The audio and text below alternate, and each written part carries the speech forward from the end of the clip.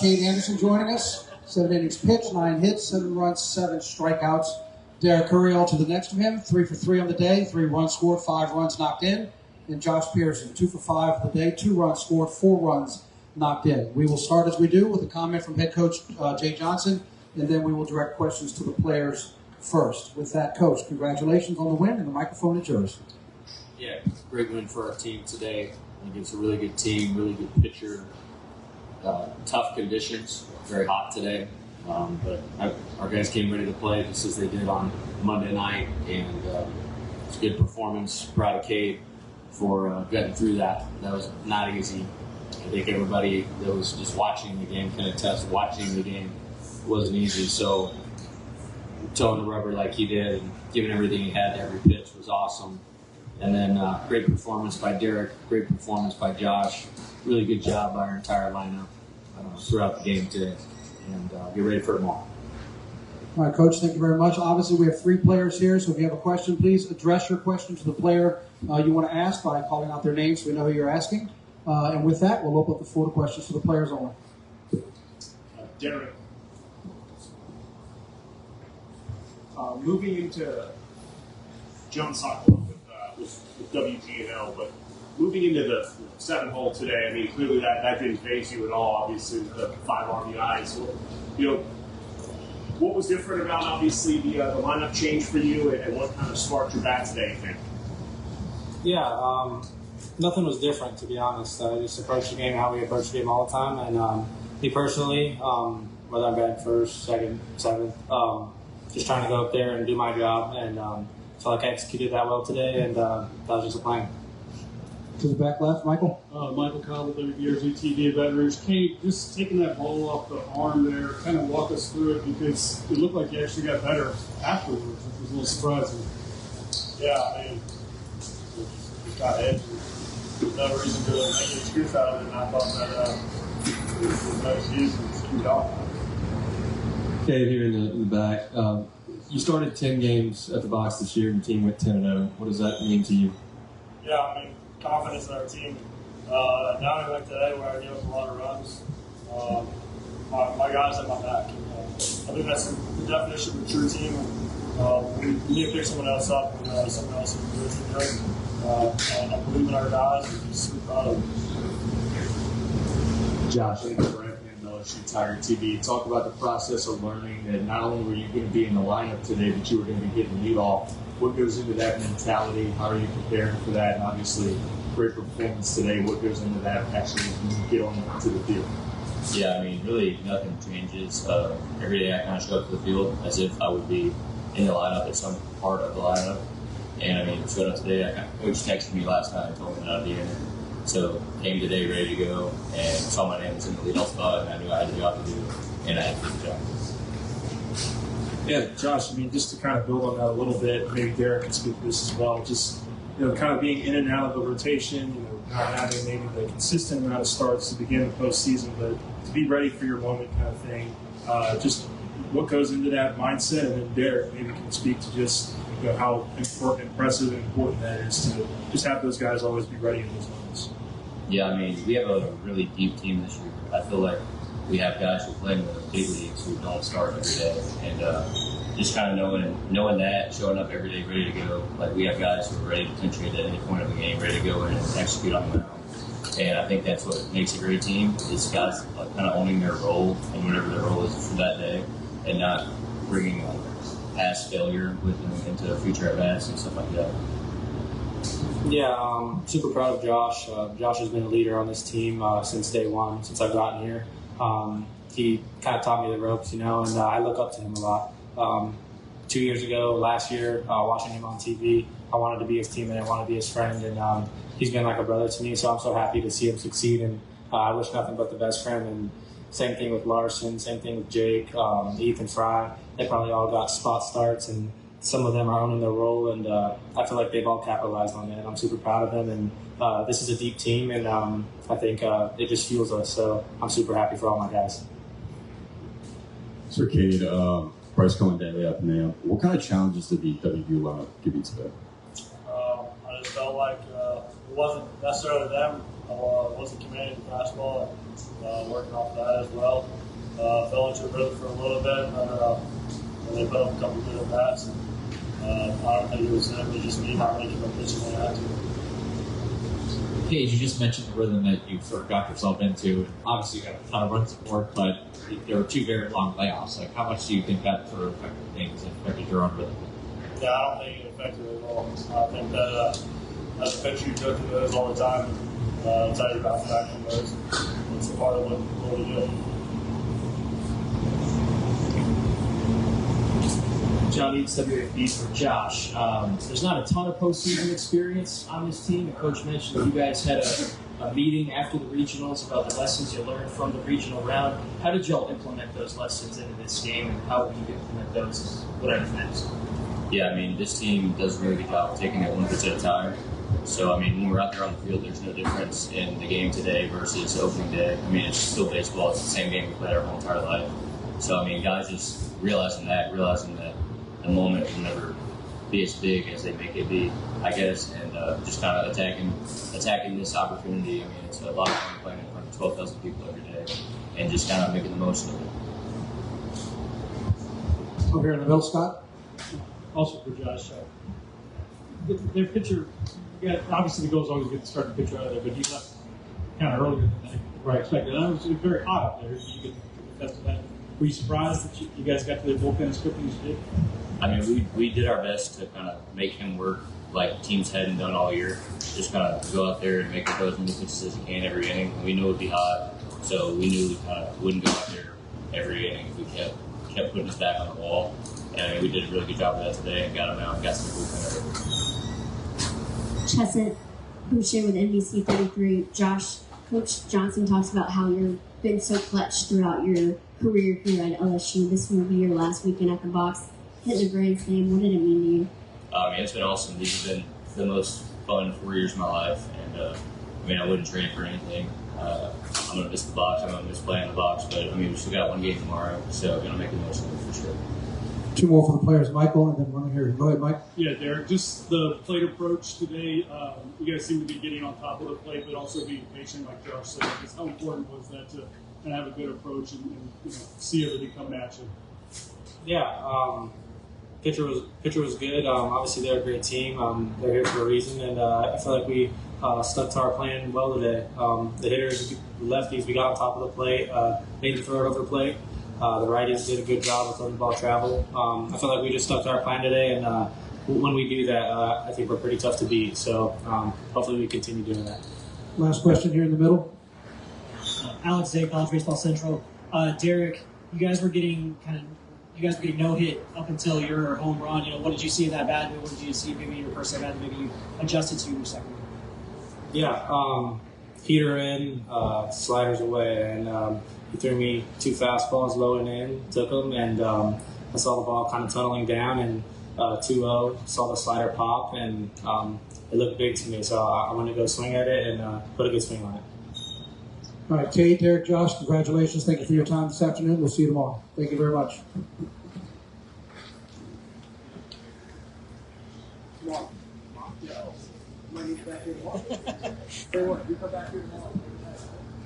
Josh. All right, we'll open up the floor now for questions for Coach Johnson.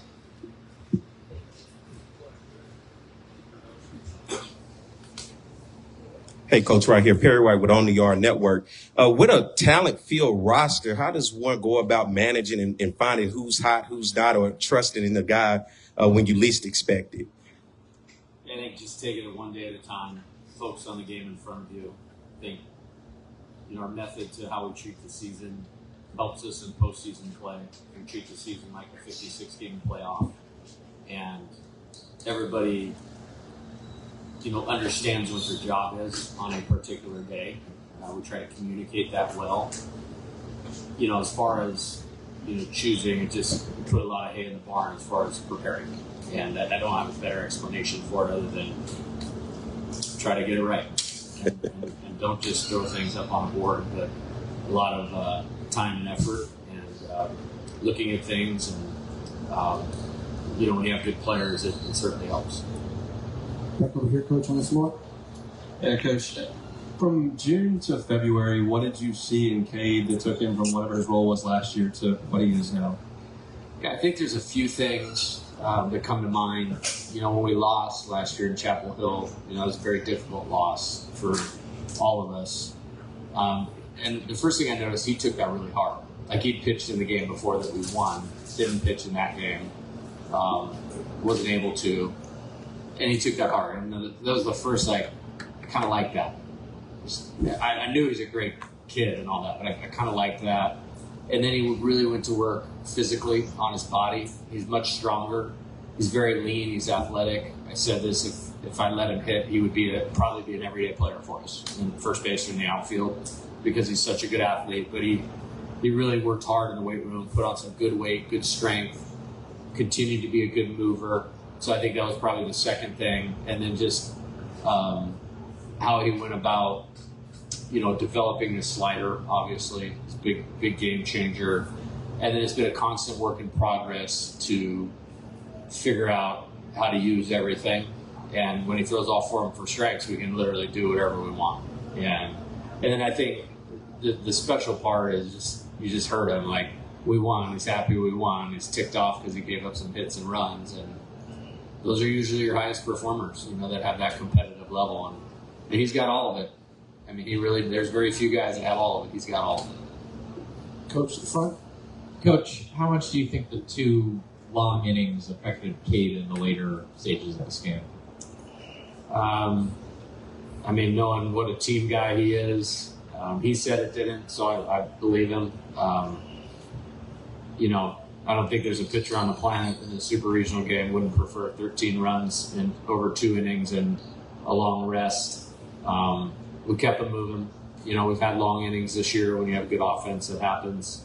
But it was hot. It was hot and it was a good team. And I think the story is him persevering through that. If it was a regular season game, maybe we would have taken him out a little bit earlier. But, there's nobody else I want out there on the mound. And, he gave up some runs there in the 6th and the 7th. But just getting those 2 innings checked off without having to use somebody else become very valuable. Not just in the game today, but, in tomorrow and the rest of the series. Coach Josh Pearson just always seems to deliver when you call his number. How is he able to do that day in and day out when you ask him? He's a good player. He's a good hitter. Character, makeup, toughness, raised right, best parents in the world.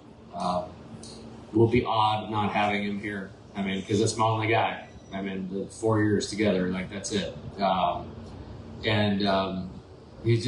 He's really dialed into the right things, much like Cade, much like Derek. The 3 guys that every time I come up here, I find them talking about who they are as people as much as players. And he's at the forefront of that. It's his last go around here at LSU, and he's had a good season. I'm pretty sure he's hitting over 300 or right at 300. He has a bunch of homers and kind of in and out of lineup. And he's always ready when we call his name. He had a good series at South Carolina, and he started 2 of those games.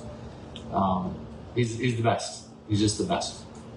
In the back, Coach. You mentioned just what Cade did, saving those last couple innings, but how about the 3 guys you rolled out there and how it sets you up still for what's to come? Yeah, it was good. I thought DJ very efficient right there. They obviously have a number of left-handed hitters in the lineup, so we may need to utilize him again. So doing it in 2 pitches, I thought it was good to get him back on the mound again after the last appearance. And then I thought William did some good things, and I want to get him in these games because he's going to be starting one of them probably, at some point next year. So I thought that was a good experience. Kyle West is a heck of a hitter. He's a heck of a hitter. So, I wasn't worried about the homer. You want to go get the first guy. We got him to 2 strikes. And I thought Maverick was great. He's continually getting better, and that's great for us. Coach, right in front of you. Coach. You've changed the lineup a lot the last 2 games. The guys have responded really well to that. You've written a lot of lineup cards in your career. Is that something that's special, the way these guys are able to, whatever their role is, just adjust and produce immediately? Yeah, I just think it speaks to good players, mental strength, attitude, team over me, understanding their job and what's required of them, and being trained for it. And there's a lot that goes into it. There's a reason we don't skip a day of skill work. We literally start the first day of school, when it's a billion degrees like it was today, and develop a process of being a good offensive player, and then you have guys for a couple years or 4 years like Josh, and they're always ready and prepared, and it's happened a couple other times, and Griffin Kern is good. He's really many teams have done much with him this year, and so we really had to be on it, both from how we aligned it and then the execution of the players, and it was a good day for the offense today. Back left, coach, for you right here. Hey, Coach, you guys had 8 hits, 16 runs, obviously a couple big hits in there. What did you see from your guys in those big at-bats in their approach? Yeah, I thought maybe the first inning it was a little fast, but again, good pitcher, 100 strikeouts. We have a billion degrees out there, but I'm sure standing on the middle of the pitch wasn't all that comfortable, and I think maybe he ran out of gas a little bit, so he lost his command. But good for us. Sometimes when you're facing a good guy, you got to hope he's off a little bit. And tough environment, just like I said. That's why it's amazing what Cade did today. To stay out there for 7 innings and 100+ pitches and execute well and give our team a chance to win. Back right, coach, over here. Hey, Jay, Corey Diaz with the USA Today Network and the Daily Advertiser. Last weekend, you had that first chance to close the door and get to Supers. You had to play the if necessary. From a mindset and approach perspective, what do you hope is different about the team when they get to the ball field tomorrow, so you guys can get this in a sweep instead of having to play the third game? Well, they want to win it. They want to do it, and doesn't mean they didn't want to win it or do it last week either. I think we'll be in a good position to get some rest tonight. Use the football facility to get recovered, reset, get body temperatures down, hydrate, get a good night's rest, coaching staff go to work. There's some things that I feel like I learned in the game today that we need to make some movement on, to be better prepared for tomorrow. So use that time well, but this isn't about motivation at this point in time. This is purely about mindset and execution. Glenn? Jay, was Cade hurt at all when he got hit in the arm? Was there any swelling, or was he in any pain right off? Yeah, he was okay. He just wanted to throw a couple. I mean, it stung him pretty square on the forearm. And that's why I stayed out there and stood behind the mound to see how the ball was coming out, and quickly turned and looked at the gun and looked normal for a warm-up pitch. And he's okay. That was in the second inning, I believe. So to go 6 after that, he's good. And you made some changes because of the left-hander. Have you made a dramatic change like that before, putting Curry all the way down to 7? Just with some of the background on the batting order changes. Yeah, he's not hit 7th this year. That's for sure. It's just in a game like this against a pitcher like that, he's very different than what we have seen. Even relative to left-handers and SEC left-handers. And I just think the guys really did a good job of what they needed to do. I don't even really think it had a lot to do with shuffling the deck and the order, but he had an excellent performance today.